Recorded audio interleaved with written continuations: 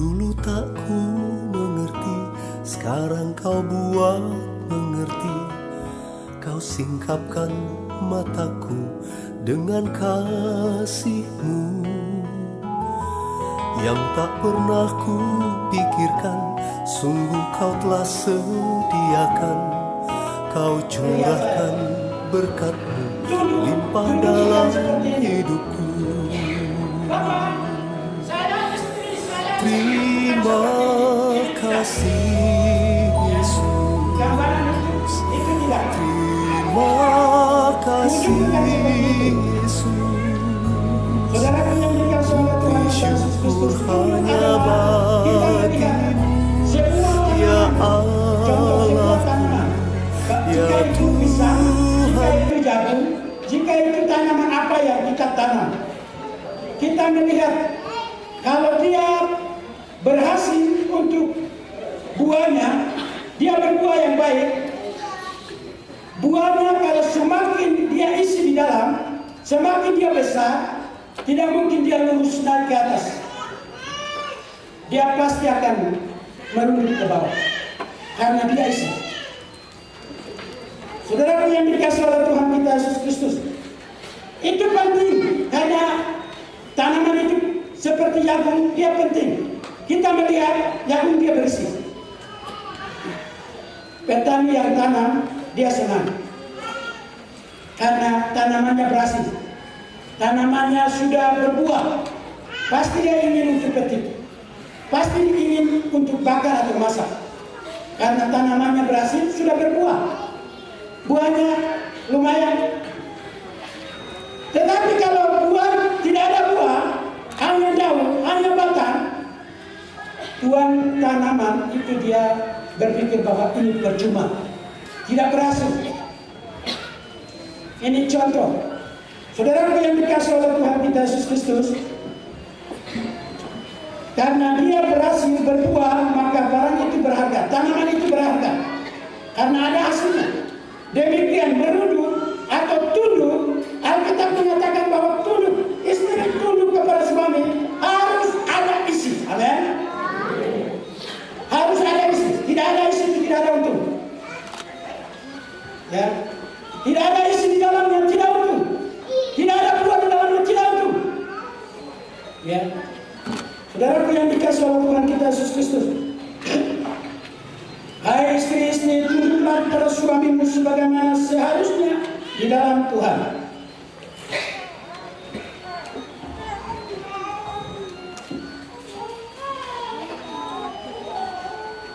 Saya akan baca di dalam Amsal pasal yang ke-31.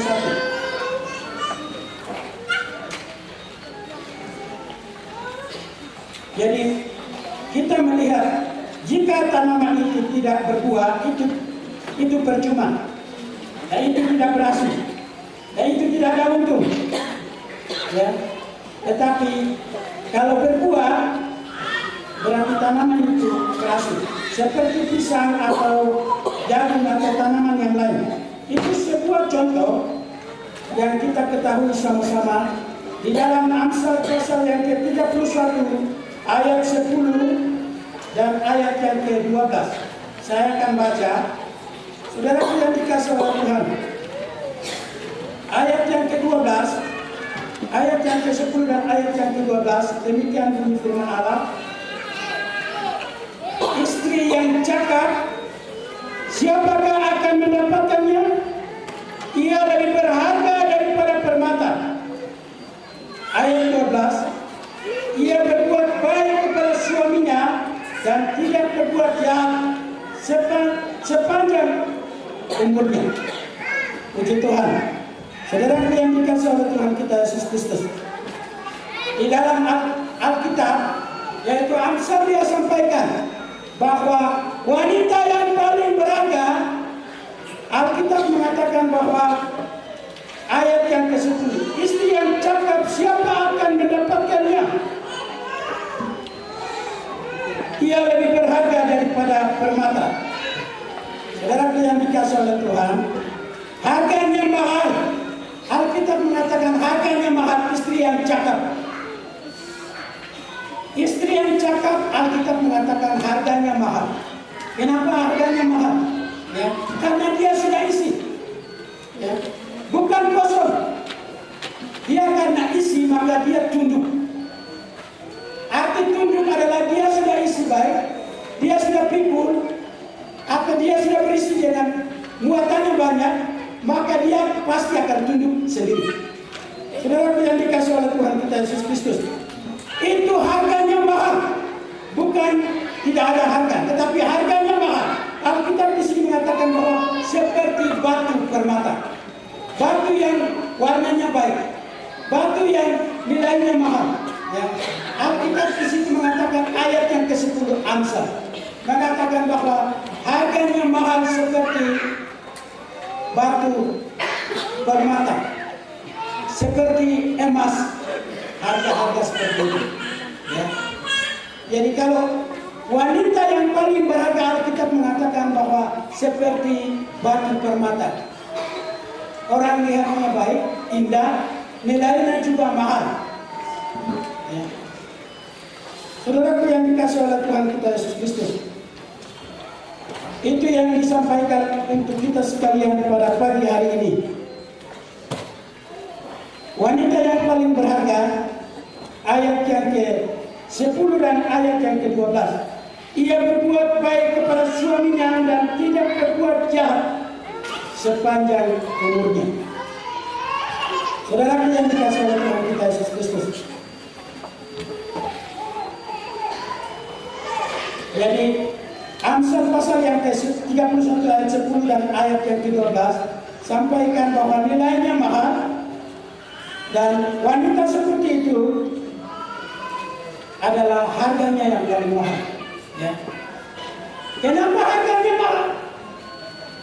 Dia isi apa di dalam hidupnya? Saudaraku yang dikasih oleh Tuhan kita Yesus Kristus, ayat yang ke-31, ayat yang ke-30 dan 31, ayat 30 bagian B dari Amsal. Di situ mengatakan bahwa wanita yang paling berharga adalah takut akan Tuhan. Amin. Yang lain adalah mengasihi suami. Yang lain adalah memikirkan suami. Yang lain adalah menolong suami. Ya. Di dalam Kejadian pasal yang kedua ayat yang ke-18 di sana mengatakan bahwa wanita yang disiapkan oleh Tuhan Allah untuk menjadi penolong. Amin. Bukan pembantu lain. Bukan pendamping lain. Kalau pembantu itu disuruh. Kalau pendamping itu menempati tempat. Saudara yang dikasih oleh Tuhan kita Yesus Kristus, maka itu wanita paling berharga. Ya. Tempat itu tidak bisa diisi oleh ajudan. Tempat itu tidak bisa diisi oleh pembantu. Tempat itu tidak bisa diisi oleh pendamping. Tempat itu tidak bisa diisi oleh sekretaris. Tempat itu tidak bisa diisi oleh siapapun. Hanya penolong yang bisa. Amin. Kalau sekretaris hanya dia ditulis, Bapak hari ini kemana? Mama, anak nanti dia akan kemana aja? Pegang pulpen tulis. Tetapi seorang penolong tidak sama dengan sekretaris. Seorang penolong tidak sama dengan pembantu. Seorang penolong tidak sama dengan yang tadi apa? Pendamping. Pendamping itu bisa laki-laki.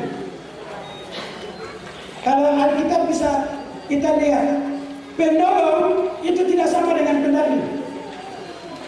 Kalau pendamping berarti laki-laki juga bisa ikut sama-sama, tidak berhubungan. Benar kan? Kan pendamping. Kenapa kita mengatakan di dalam Kejadian pasal 2 ayat yang ke-18, Tuhan Allah siapkan wanita untuk penolong sepadan dengan dia. Ya. Berarti ada sesuatu yang harus buat di dalam kehidupan suami. Ya. Saudaraku yang dikasih oleh Tuhan kita Yesus Kristus, ya. Harus bukan membantu suami. Saudaraku yang dikasih oleh Tuhan kita Yesus Kristus, perhatikan di sini baik-baik.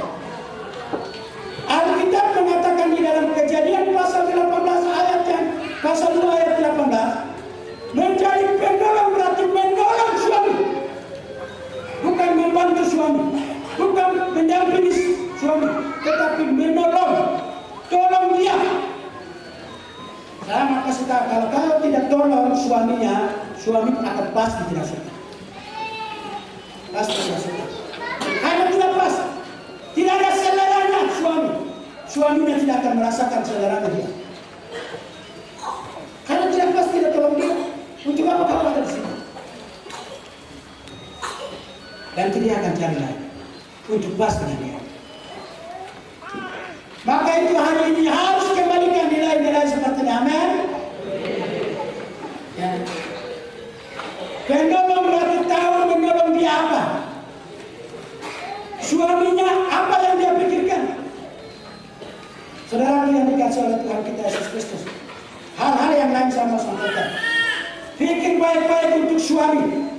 Apa yang suami punya kekurangan harus angkat, harus tutup dia baik-baik, harus bawa dia baik-baik, harus padam dia baik-baik. Amin.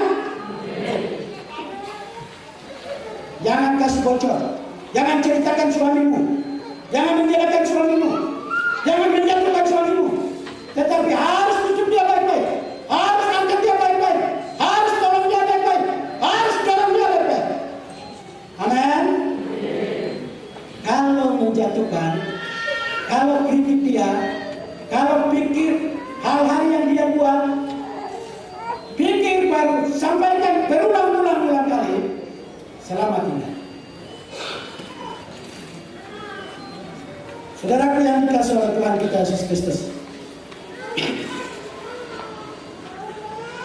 karena Alkitab mengatakan bahwa Tuhan Allah sediakan wanita untuk Adam untuk tolong, ya, untuk tolong, bukan hal-hal yang lain, untuk tolong dia. Ya. Minta maaf, ini bukan dosa, saya mau sampaikan. Saya punya kekurangan, saya punya istri ada di sini. Saya bawa dia karena dia kaum perempuan juga, jadi saya bawa dia bawa saya, sama-sama ada di sini. Haleluya. Jadi saya punya kekurangan, saya punya istri tahu. Dan saya butuh apa? Saya punya istri tahu. Ya. Lebih khusus suami istri.